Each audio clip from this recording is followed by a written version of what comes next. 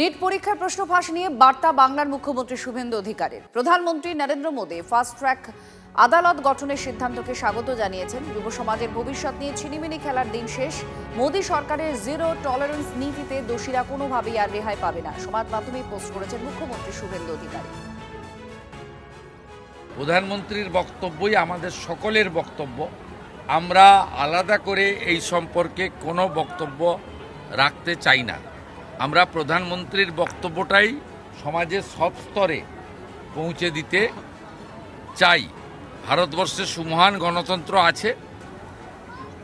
কেউ যৌক্তিক আন্দোলন করলে সরকার সেটা দেখবেন, কিন্তু অন্য কারো কোনো উদ্দেশ্য থাকলে বিনা নির্বাচনে সেটা সম্ভব নয়।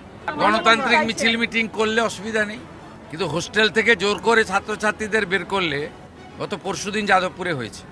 আমাকে হোস্টেলের স্টুডেন্টরা বলেছে যে আমরা যেতে চাইনি, আমাদেরকে বাধ্য করিয়েছে।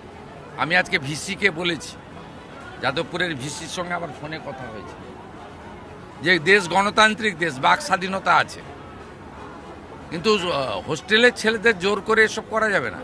আর মিছিল মিটিং তো আমরা অ্যালাউড। তাদের তো অনুমতি দেওয়া উচিত। তাদের তো অনুমতি দেওয়া উচিত। দিল্লিতে যে রাষ্ট্রীয় সন্ত্রাস চলছে, যে কুৎসিত সন্ত্রাস চলছে, ছাত্র এবং নতুন প্রজন্মদের কণ্ঠরোধ করা হচ্ছে, তাদের উপর যে পদ্ধতিতে বিজেপির পুলিশ এবং গুন্ডারা হামলা করেছে, যেসব ছবি আসছে মারাত্মক। তো সেখানে যদি ককরোচ জনতা পার্টি কলকাতায় মিছিল করবে বলে ছাত্র যুবরা যদি অনুমতি চান, 100% অনুমতি দেওয়া উচিত। কেন অনুমতি দেবেন না? এই সুযোগটাকে ব্যবহার করে ভারত বিরোধী বেশ কিছু শক্তি গোটা ভারতবর্ষব্যাপী একটা আনরেস্ট তৈরি করার চেষ্টা করছে।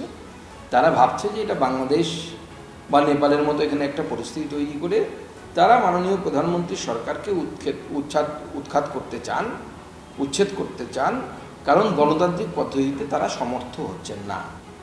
আমরা সেই জন্য গড়ার কাজ করছি।